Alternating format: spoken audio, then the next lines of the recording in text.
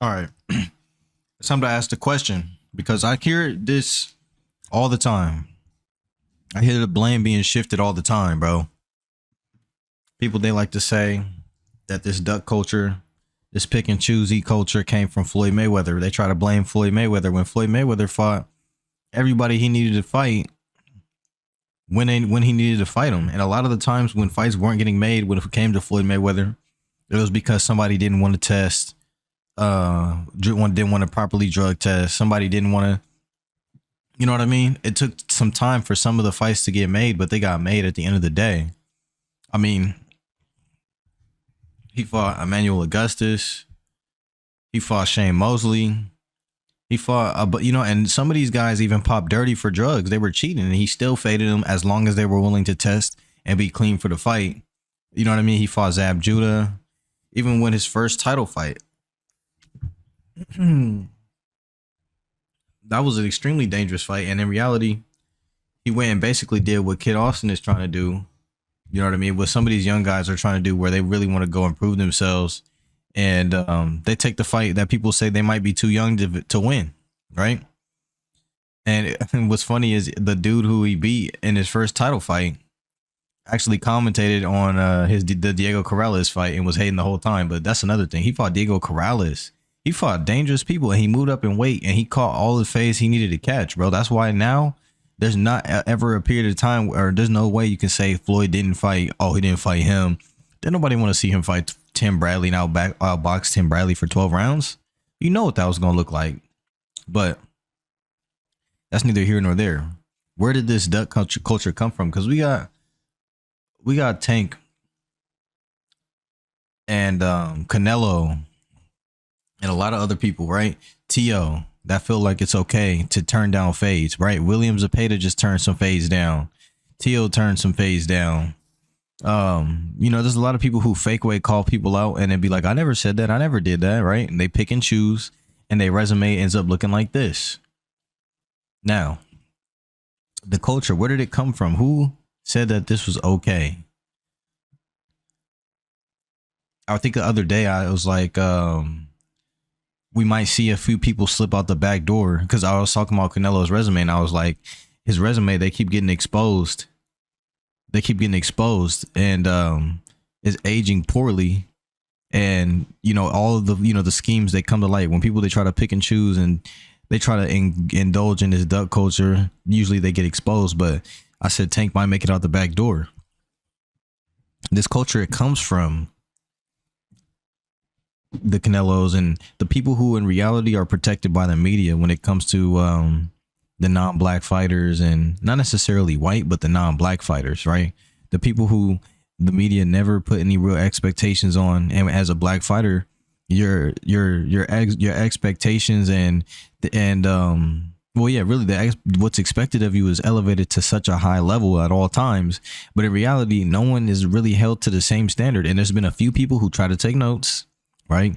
Like Tank Davis, he tried to take notes and jump into this and created and unknowingly created a kind of a toxic environment for boxing. Because listen, bro, the only people who are catching all the phase that they need to catch right now, and like I said this before, you got Devin Haney, Shakur, he ain't turned nothing down yet, and David Benavidez ain't turned nothing down yet.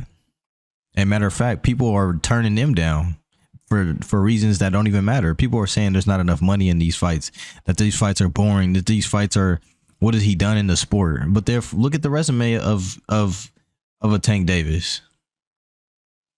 Look at the resume of a Ryan Garcia. Look at the resume of a Canelo Alvarez. Look at the resume of some of these dudes. This is the reason, these little weird politics, this stuff, enabling this stuff is the reason why the sport is where it is. And to be honest, if he escapes out the back door,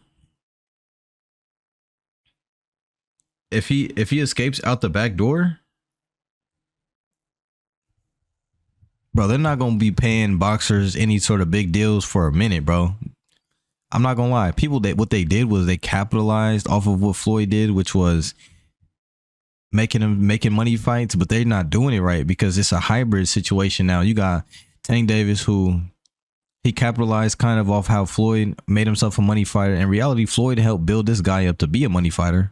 And Floyd, he did pick and choose fights for Tank's career, But at the same time, the behavior is very Canelo-esque because Canelo was one of the first dudes I ever heard say, "Oh, I don't need to fight that guy. Why do I need to fight that guy?" Yeah, you know what I mean? He hasn't done anything in the sport, or he's one of the first guys that I've heard say, I could do whatever I want. I don't need to fight him. You know what I mean? Why doesn't he go fight someone else? And people would just genuinely accept it and be like, okay, well, he said that, so that's just what it is. You know what I mean? Um, I don't know, man. To be honest, that shit it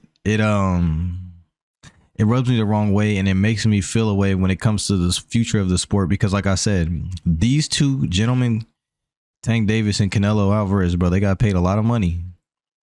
And the networks that pay them a lot of money were not brought any title fights. Well, Canelo did bring title fights, but he didn't fight any of the mandatories. Like, bro, we never got the David Benavidez fight. We're never gonna get the David Morrell fight. We never got the Demetrius Andrade fight. We'll probably never get. We never got the prime Jamal Charlo fight. We never got the Devin Haney fight. We may not ever get the Devin Haney fight. We didn't get the Shakur Stevenson fight. Instead, we got the Ryan Garcia fight and the Frank Martin fight. Back when he was fighting Leo or Mario Barrios, people were asking him about this fight when they were both at 135. I don't want a Teofimo and Tank fight. I don't want to settle for that, bro. I don't want to settle for just Canelo fighting these guys and people are going to go and watch him and celebrate him, and I don't like that, because what happens is, for the future of the sport, is going to make it harder for these young guys to get any money. The networks are not going to be as quick to shell out money because they're not going to make it back necessarily. Tank may not even fulfill his fight deal, because I don't think he's doing 5 fights next year. He said he's retiring. People are saying there is cap and this and that. Listen, bro, he said what he said, bro. And until he comes out and changes his mind, this is the last year he's going to be boxing before he gets out of the sport. So we have to take it at face value. So if you take this resume on the screen at face value, do you think he robbed the bank? Do you think as fans you got exactly what it is you were looking for out of it? I don't get that feeling at all, bro. I feel as though this duck culture that exists, where drug cheats are celebrated and ducks are celebrated and crowned as kings, I hope that the next generation is not on this, because if they own this, first of all, it's going to be a struggle for people to get paid, for one, and two, Turkey is one of the greatest, but also one of the most dangerous and one of the worst things that happen to boxing in the same thing, right? It's an oxymoron, because yes, you will get a turkey bag. He's going to be able to pay you, but you're going to have to put that. You're going to have to put your life on the line. He will match you up with Martin Bacoli. He will match you up with, you know what I mean? He'll put you up against some of the dangerous guys that not necessarily you've been avoiding, but even that people may not have heard of. And you run the risk of getting slept and knocked out and beat up and brain damaged out and all this type of stuff. I don't know if Jared Anderson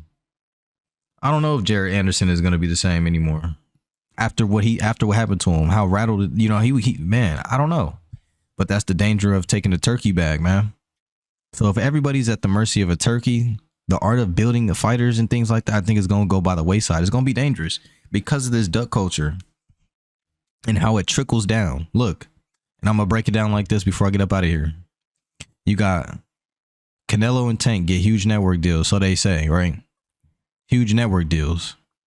Tim Bradley said that he doesn't believe that he got signed for that much. And, I mean, hey, it is what it is. But listen, this is just what we got.